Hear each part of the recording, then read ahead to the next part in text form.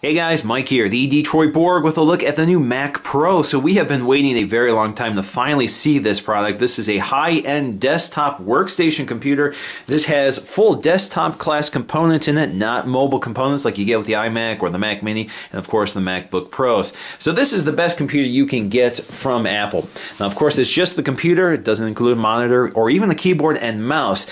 Now this is also a expensive computer, it's priced accordingly. So this starts off at $3,000 for a quad core, and a 6-core starts off at $4,000. And that's the version I have here. This is a stock 6-core Xeon powered computer. Now you can also configure this up to 8 and 12 cores, which can push the price all the way up to 10 grand. So this can get quite expensive. All right, so let's go ahead and pull this open. All right, so let's just lift the lid, and inside we'll find some packaging here. Looks like we have our Mac Pro wrapped in plastic, so I'm just gonna grab the handle to lift it up. There it is, quite dirty. Pull that off. All right, so let's take a close look at the packaging. So we have Mac Pro branding with the Mac Pro in profile on the side. We have our little pull tab up here to open this up, and of course we'll do that in just a second. Apple logo on the side. Same thing on the back. Same thing on the other side. Now on the bottom you'll find all of the specs, so let me get situated here so you can take a look at that. Now the big label on the bottom of the box reveals the stock configuration we have here. Again, 6-core, 3.5 gigahertz Intel Xeon E5 processor. We have 16 gigs standard of RAM. This is clocked at 866 megahertz. This is ECC memory, so it's high-speed RAM, tends to be more expensive, but you can upgrade this yourself all the way up to 64 gigs. Now to get to 64 gigs, third party, it costs about $800, which is a little cheaper than what Apple will charge. I think it's $1,200. So we have two AMD FirePro D500 graphics processors. So all Mac Pros come with dual graphics, and the 6-core comes standard with D500. The quad-core comes standard with D300. Now the D300 comes standard with 2 gigs of GDDR5 memory. The D500s comes with 3 gigs, and the D700s come with 6 gigs. Now we have 256 gigs of PCI-based storage standard. You can upgrade this up to 1 terabyte, so that's high-speed storage, so you get really good performance there, and we'll demonstrate that in this video. Now I'll talk about the I/O ports when we get to the Mac Pro. This does come with 802.11ac Wi-Fi and Bluetooth 4.0 built in. Now if you look closer, you also see designed by Apple in California and assembled in the USA. So these are assembled in Texas. Now this isn't the only Mac to be assembled in the USA. The iMac is also assembled here if you get a custom configuration. All right, so let's go ahead and open the box. They give us a little tab here to pull open instead of cutting the seal. All right, so let's go ahead and lift the lid here. And inside we'll actually find this literature packet. Let's go ahead and pull this out. So let's take a quick look at that. So you can see designed by Apple in California. Now the first pamphlet says full speed ahead, of course alluding to the fact that this is a high-end, high-speed desktop. We have Mac Pro, which is basic regulatory information and warranty information. And we have something really special here, which are these black Apple stickers unique to the Mac Pro. That's kind of neat to see. Now let's take a closer look at this pamphlet, which is kind of nice. So full speed ahead. Welcome to your new Mac Pro. You're about to begin a very happy and productive relationship, so let's get started. Pick it up. The curved edge on the top is meant to be used as a handle. Set it up. This is no floor model. Go ahead and keep it right on your desk, which is what I plan to do. Open it up, just slide the enclosure release to the right and lift up, and of course I'll demonstrate all of this. Amp it up so you've got 4 channels of blazing fast memory, and upgrading is just as fast. You also have lots of I/O on here. So you have 6 Thunderbolt ports, which allows you to connect up to 36 Thunderbolt devices. Of course you can daisy chain them together, that's what they're referring to. Now you can power it up, so we can't wait to see what you do next, and that's about it. Alright, so let's go ahead and get it out of its box and take a close look. Alright, so let's get to the Mac Pro, and we have some styrofoam here, holding it nice and securely. As you can see, everything is well engineered, even the packaging. Inside you can see down there, styrofoam also holding its base, so I'm just going to grab the handle like they say, and lift up, and it's about 12 pounds, so it does feel quite hefty for something that size. Alright, so let's set that aside for just a moment, and inside we'll find our cable, so I was going to pull this out of here. So you can see our power cable, and of course the power supply is internal. Alright, so let's unpack our cable here. Again, black to match the Mac Pro. So black is the theme going on here. So let's go ahead and peel this apart.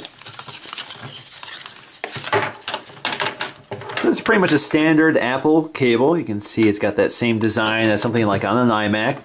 Now you have the point at which it connects to the Mac Pro, which is curved, which gives us a nice flush design. We're going to take a look at that in a minute.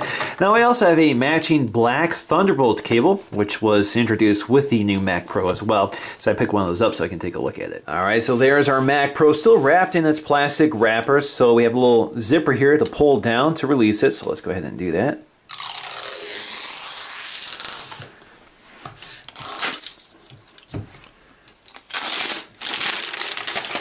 There we go. All right, so let's go ahead and take a close look at the design of the Mac Pro, which is a story in itself. So it's quite unusual for a desktop computer, certainly a stark departure from the outgoing cheese grater style Mac Pro, which was more of a classic desktop tower. So this is cylindrical because it's based on a thermal core. It's basically got a huge heat sink in the center that connects to all of your components, including your graphics processor and CPUs, and it ventilates toward the top. So there's a single fan at the top, very large fan, custom designed by Apple, and it ventilates from the bottom and blows out the top. So this keeps it very quiet, so we have a much more quiet desktop than the outgoing Mac Pro. And of course, much more compact. Now this is about 9.9 inches tall, 6.6 inches wide, has an aluminum external enclosure which is milled. This is actually extruded aluminum that has been milled and polished to this very shiny finish. It's not quite black, kind of has a metal or gunmetal finish to it.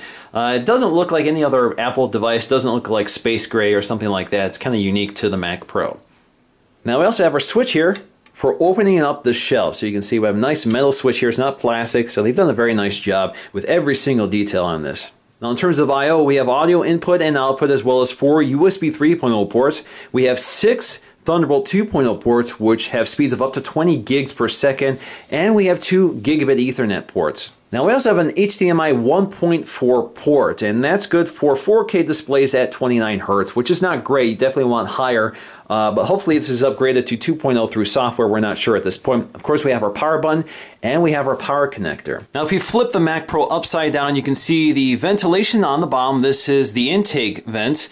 On the bottom, you also find this rubber foot, which is just grippy enough to hold onto a desktop, but not too grippy to prevent you from turning it around to access the I/O ports on the back.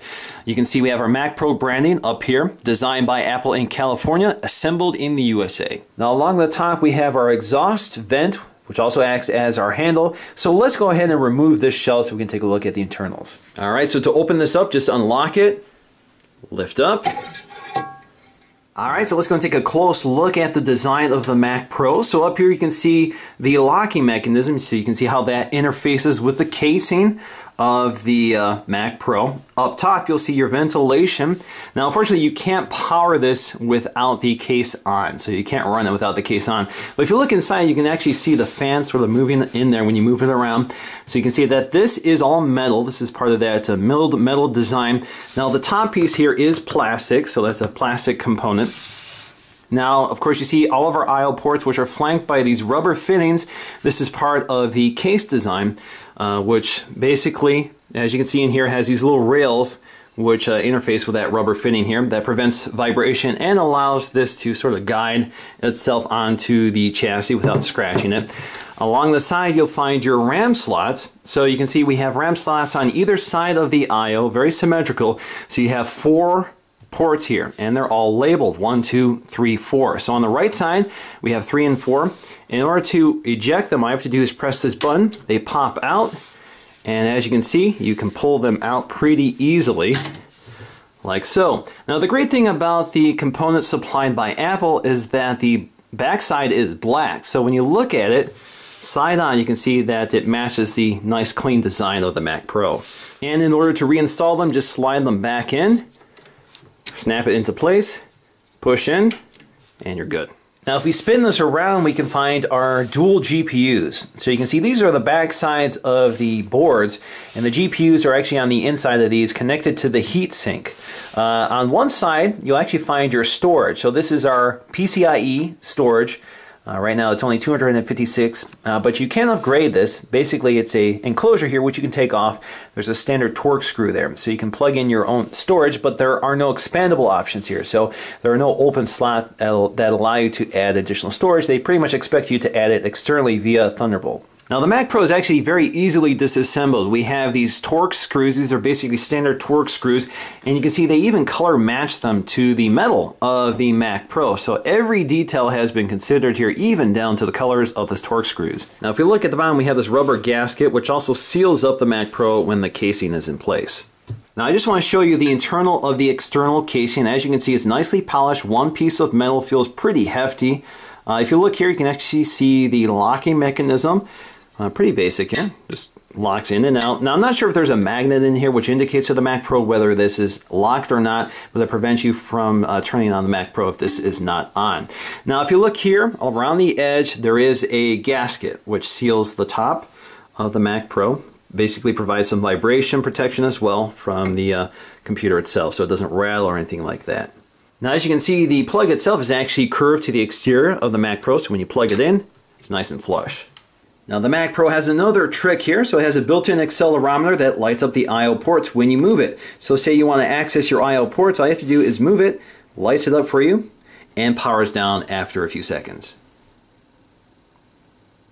Now incidentally, the power button remains lit when it's powered on. Alright, so I've connected my Thunderbolt display, but of course you could connect a 4K display as well. I also have my wireless Apple keyboard and my Magic Mouse, so let me go ahead and power this on. Now in terms of noise, it's really quiet and barely audible. You do hear a slight hum, so you can hear the fan working, but it's really silent. You can also feel a little bit of air moving. In fact, if I put a paper towel over it, you can kind of see the air movement here. So not a lot of force there, but it is there. Now just to give you some idea of the internal speaker performance, I have one of my YouTube videos playing, so I'm going to unmute it so you can take a listen. Our startup guide just shows us some of the ports and that volume is at maximum. That house the micro SD card slot as well as your SIM tray. Now I'm going to kick it to the display audio. Nano SIM. We're going to explore, of course, all of that when we look at the device. Important information. Nothing interesting there, and in different languages. U.S. safety guidelines. So it'll get you by, but you definitely want to add your own speakers. That's about it. Now taking a look at our synthetic benchmarks, you can see on the left we have Geekbench 3, Blackmagic Disk Speed Test, and NovaBench. So Geekbench 3 we score about 3,500 on single core, about 19,000 on multi-core. Now if you compare this to something like the late 2013 iMac, which I also own, that one scored almost 4,000 on the single core score. And the multi-core score was quite a bit less than the Mac Pro at 14,774, which makes sense because we're dealing with more cores on the Mac Pro, 6 versus 4. Now, the big gain here is on disk speed. So this disk speed test shows that performance is around 800 megs write speed and about 900 on the read speed. So that's definitely a big improvement over the iMac, which scores about half that performance. Now the Mac Pro on NovaBench scored about 1864, while the iMac scored 1408. Now for my next benchmark, I'm just going to export a quick 33-second AVC HD video just to show you the relative performance between this and the top-end iMac. So I'm going to export this using compressor. I'm going to click Start. So the Mac Pro took about 45 seconds to export this project, while the iMac took about 52 seconds. So if you combine this over a larger project, right now this was only 33 seconds, you can imagine just how much faster the Mac Pro is when exporting. Now the Mac Pro can support up to 3 4K displays or 6 Thunderbolt displays, and I've connected a 4K display via HDMI, and unfortunately HDMI 1.4 is limited to 30 Hz. So any 4K display connected to HDMI on the Mac Pro is stuck at 30 Hz. Now most displays today operate at about 60 Hz, so that gives you a much higher frame rate. So something like the Thunderbolt display operates about 60 Hz. So this gives you a lower frame rate, but gives you a lot of screen resolution and a lot of real estate to deal with. But unfortunately, a lower frame rate means you do see some noticeable blur, some noticeable frame dropping, so this makes it unsuitable for things like video editing or gaming. So that's something to consider when choosing the Mac Pro and a 4K display. You're going to want to get something that can support 60 Hz over a compatible port. Now I want to give a big shout out to John at TLD today. I think you guys know who he is. He's personally one of my favorite YouTubers, and he's just an outstanding guy to know. And I have to thank him because he hooked me up with this Mac Pro. I had pre-ordered one, but it wasn't arriving until March 5th because I have a custom configuration and I was a little tardy to get that order in. So unfortunately it would have been a long time before I got my hands on the Mac Pro. So if it wasn't for John, who found the source in California, gave me a call, hooked me up, and I was able to purchase one early and get it to you before March. So thanks, John. And if you want to check out a great RAM upgrade video. He did one, so I'm going to link that in the description below. So if you want to upgrade your RAM in this computer and do it more cheaply than Apple supplies it, take a look at his video. He did a really nice job. Now, as the name suggests, the Mac Pro really is geared toward professionals who could take advantage of the internal specs. So this is really geared toward video editors or 3D animators, or people can take advantage of the accelerated hardware and software available for the Mac Pro. So that's going to do for me in this video. I hope you enjoyed it, and I'll see you again in the next one.